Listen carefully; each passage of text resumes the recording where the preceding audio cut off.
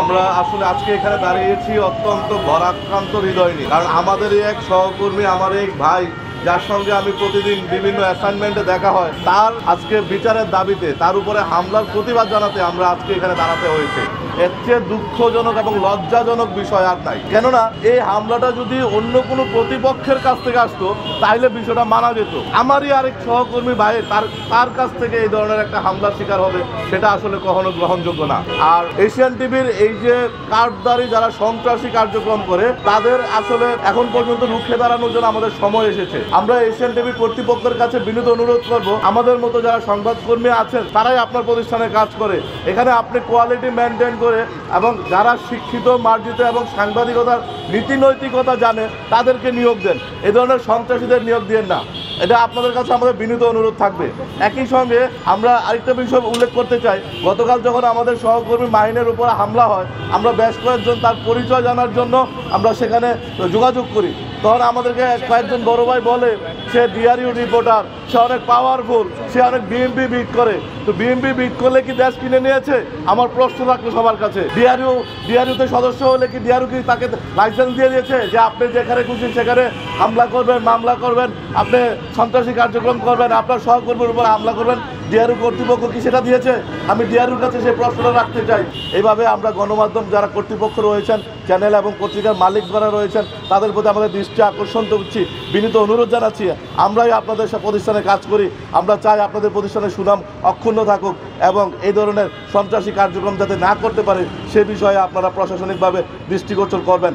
এবং একই সাথে আমরা আমার ভাই যে মাহিনের উপরে হামলা হয়েছে, যে ব্যক্তি হামলা করেছেন তার সর্বোচ্চ শাস্তি দাবি করছি এবং তাকে স্থায়ীভাবে বহিষ্কারের জন্য অনুরোধ জানাচ্ছি এশিয়ান টিভির প্রতি।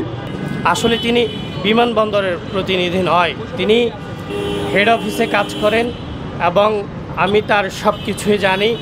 আমি বলবো কর্তৃপক্ষকে তারা যেন এর বিরুদ্ধে যথাযথ ব্যবস্থা গ্রহণ করে। তার বিরুদ্ধে শুধু একটি অভিযোগ নয়, বেশ কয়েকটি অভিযোগ রয়েছে। এইসব অভিযোগ নিয়ে তিনি কিভাবে সাংবাদিকতা করেন সে বিষয় নিয়ে আমার প্রশ্ন রয়েছে। আর একটি গণমাধ্যম কিভাবে এসএসসি পাস একজনকে কার্ড দিয়ে দিচ্ছেন সেটি নিয়ে আমার প্রশ্ন রয়েছে। আমি বলবো যারা নীতি নির্ধারণের জায়গা রয়েছেন তারা যথাযথ প্রক্রিয়ায় সংবাদকর্মী নিয়োগ করবেন, এটি আমার প্রত্যাশা।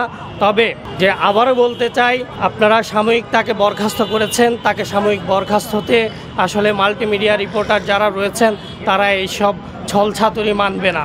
আপনাদেরকে আগামী 24 ঘন্টার মধ্যে তাকে স্থায়ী বহিষ্কার করতে হবে এবং তার বিরুদ্ধে মামলা হয়েছে, হয় আপনারা যারা কর্তৃপক্ষ রয়েছেন তাকে নিয়োগ দিয়েছেন তারাই তাকে আইনের আওতায় আনবেন, আর না হলে যথাযথ প্রক্রিয়ায় যেভাবে তিনি আইনের আওতায় আসার কথা ঠিক সেভাবেই তিনি আইনের আওতায় আসবেন। এই বলে আমি আমার বক্তব্য শেষ করছি। তো আমাদের এক ভাইকে এরকমভাবে নির্মমভাবে মেরেছে, এখানে আমরা মুষ্টিগত 20 থেকে 25 জন মানুষ। কেন? তাহলে আপনার উপরে যদি হামলা হয় ঠিক এরকম 15-20 জনই হবে। তো বাকি যারা মাল্টিমিডিয়ার লোক তারা কই? তারা কি মাল্টিমিডিয়া রিপোর্টিংয়ের বাইরে নাকি আমাদের সাথে? এটা কিন্তু একটা বিষয় থাকে যে আমাদের এক ভাইয়ের উপরে হামলা হয়েছে এভাবে গতকালকে, যে হামলাটা আমরা মাত্র এখানে 20-25 জন মানুষ, অথচ 11:30টায় সমন্বয়কের ব্রিফ আছে, সেখানে 100 মোবাইল দেখতে পাবো। তার মানে আমাদের ইউনিটি নাই। আজকে কালবেলার এক সাংবাদিকের উপর এক গণমাধ্যম কর্মী হামলা করেছে, আগামীকাল আপনার উপরে করবে, এরপর আমার উপরেও করতে পারে। তার মানে আমাদের ইউনিটি নাই। আগে হচ্ছে আমাদের নিজেদের শক্ত হতে হবে, আমাদের নিজেদের সেফ থাকতে হবে, আমাদের ইউনিটি থাকতে হবে যে আমার ভাইয়ের উপরে হামলা হয়েছে। আমার কালকে যেমন কালবেলার আকরাম যে এই মাহিনের জন্য দৌড়াদৌড়ি করেছে, মামলা করেছে, হসপিটালে গিয়েছে, আপনার জন্য কে যাবে? এটা কি আপনি ভাবেন আপনার হাউজের কেউ যাবে আপনার জন্য? সো আমাদের এই ইউনিটিটা নেই। আমরা হামলা হয় কালকে পর্যন্ত, আজকেই আমরা শেষ করে দিব। আমাদের মধ্যে কোনো ইউনিটি থাকবে না। যদি আমরা শক্ত ইউনিটি না করতে পারি, এরকম হামলা আমাদের গণমাধ্যম কর্মীদের উপর হবে। আর আমরা প্রথম দিনেই যা বলার বলে যাব, এরপরে এ নিয়ে আর কিচ্ছু হবে না। তার সবচেয়ে আগে দরকার আমাদের ইউনিটি। এরপরে বলবো যে আসলে আমরা যারা গণমাধ্যমে কাজ করি, গণমাধ্যম কর্মী ভাই সহকর্মী, আমরা একসাথে রাস্তাতে দাঁড়িয়ে চা খাই, একসাথে দাঁড়িয়ে ভাত খাই। সো আমাদের উপরে আমাদের এক ভাই হামলা করেছে, আমি বোধগম্য নয় যে আসলে উনি নিজে কি গণমাধ্যম কর্মী বা মানে ওনাকে নিয়ে আমার প্রশ্ন আছে, ওনার হাউস নিয়ে কোনো প্রশ্ন নাই, যে ওনার মধ্যে এই গণমাধ্যম কর্মীদের যে উদারতা, যে ভালোবাসা, এটা আছে কিনা। আসলে আমি এশিয়ান টেলিভিশনের কর্মকর্তা, যারা ঊর্ধ্বতন কর্মকর্তা আছে, তাদেরকে বলবো যে ওনার সর্বোচ্চ শাস্তি জানি উনি পায়, এবং প্রশাসনের যেহেতু একটা মামলা হয়েছে, যারা হয়েছে, সেই জায়গা থেকে তাকে জানি সর্বোচ্চ শাস্তি দেওয়া হয়। আমরা সর্বোচ্চ শাস্তি কামনা করব।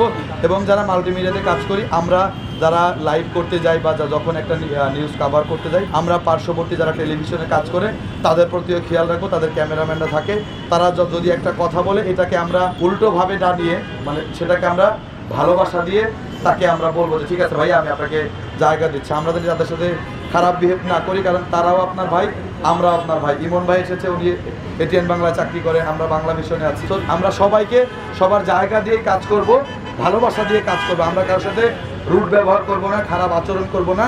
এবং আজকের পর থেকে আমাদের কোনো গণমাধ্যম কর্মীদের উপর কোনো হামলা হলে, কোনো মামলা হলে, আমরা সবাই মিলে সেটাকে প্রতিহত করব। এই প্রতিবদ্ধতা আমাদের থাকতে হবে, এই প্রতিজ্ঞা থাকতে হবে যে আজকে মাহিনের উপর হয়েছে, কালকে আমার উপর হবে। সো আমরা সবাই এক থাকবো।